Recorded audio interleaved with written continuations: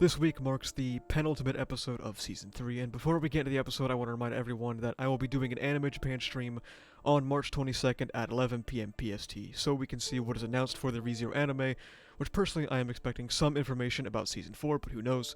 You can subscribe if you want to see when I go live for that. Anyway, let's just get to the episode. We're going to do things a bit out of order for the sake of consistency when talking about sections, so sorry.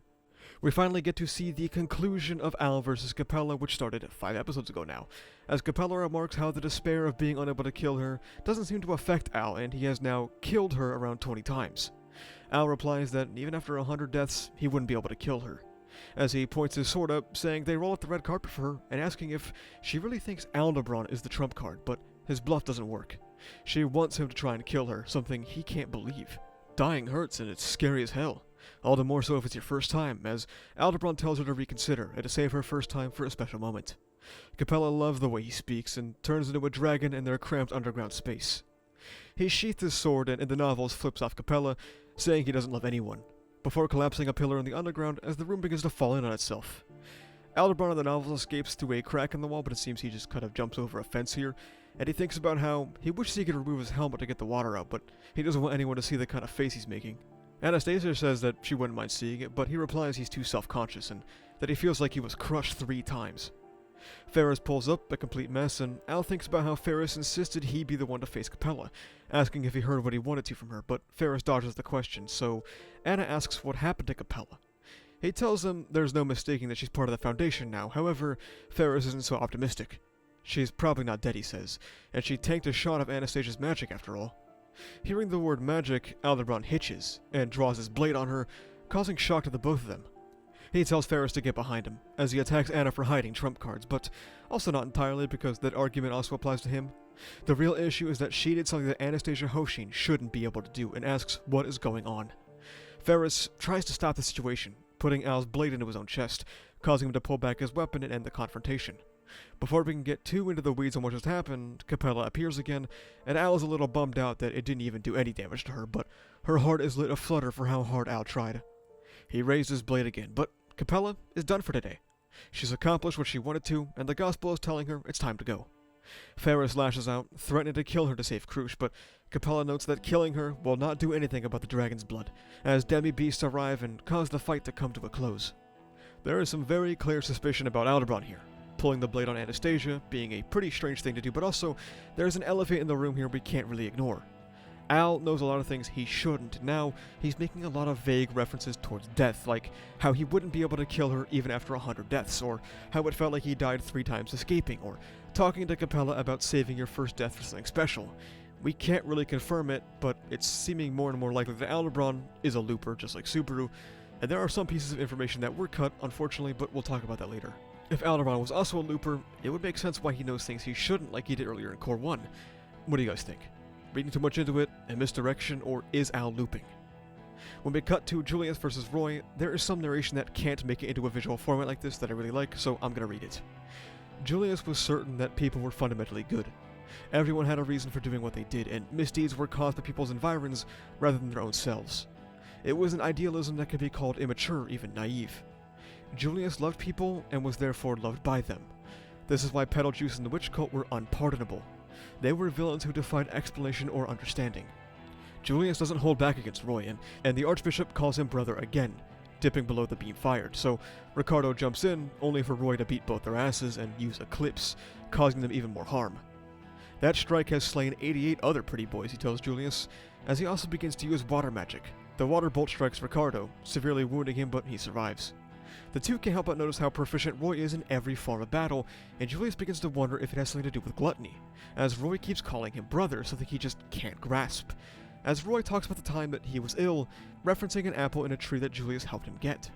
Roy talks about how he felt like baggage, how he was holding back his brother, and how he hated him, and surging forward like lightning, as if all of Julius's training had been broken in half by the Sid Archbishop of Gluttony. And we get to see the other gluttony fight, as Lei outpaces and outperforms his opponents. Otto barely saves Gaston from death. Lei remarks that Otto, Gaston, and Dinas are all qualified for a spot on his plate, and it looks like his upper and lower body were moving using entirely different techniques, and just like Roy, seems like a natural genius, but Gaston disagrees. Those are the moves of someone forged in training. Otto couldn't believe it. Is it possible for anyone other than Reinhardt? And that's when he realized it. The authority of gluttony. He never gave much thought to what became of whatever was eaten, as Lei eats the name of Higgs Faltman. Otto can't tell what happened. He knows something happened, but he can't tell what, as someone sits at Lei's feet, and Dinas has no idea who he is. Lei uses Higgs' memories to talk to Dinas, and mentions it's not his fault that Mirian and Meili couldn't be saved. Otto can't deny it. The power of gluttony lets them use their memories and techniques. Otto requests nobody refer to him by name, and Lei's expression changed. He had been creating opportunities to eventually learn people's names, and if he lets them get away now, he'll never hear the end of it from Rui. Otto thanks Lei for waiting, and he replies it's natural for a gourmet to wait for preparation. He's not like Roy, who eats whatever he can. They clash with Lei again, Otto planting a glowing crystal on him that detonates, something he learned from his fight with Garfield, but it's useless. Throwing his cloak aside, he reveals his scarred body. It's not really that detailed in the anime, but there are whip marks, burns, signs of torture, cuts, bite marks from animals, and scars of being beaten mercilessly. It's only a wonder how Lei turned out this way. Otto, however, did not sympathize, as Beatrice finally wakes up and tells him to never sympathize with people like this. That is when Lei begins to channel the memories of Rem to talk to Betty, and Otto feels a disgust deep inside of him. Lei talks about his beloved, who will someday become a hero, and asks to meet him again, as Otto's vision goes red with rage. He cannot help but want to pummel that hideous face, and from the bottom of his heart, he felt gluttony had to be defeated. Betty says they can't let Subaru see this, so they must defeat him right here and now.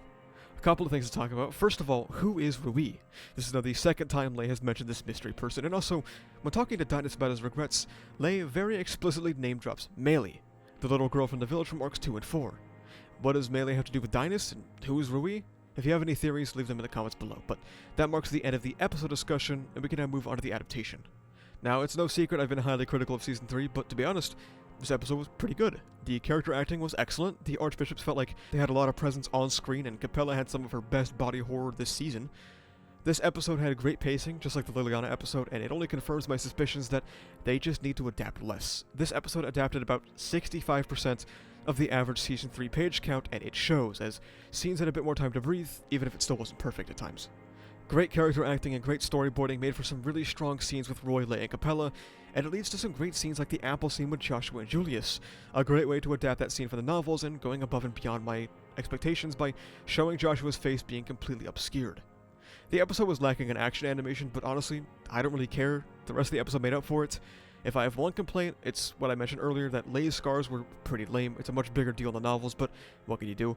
Also, if you know, you know, but the squares in the title card were insanely creative, and also bode well for the future. This is probably one of my favorite adaptations of the season.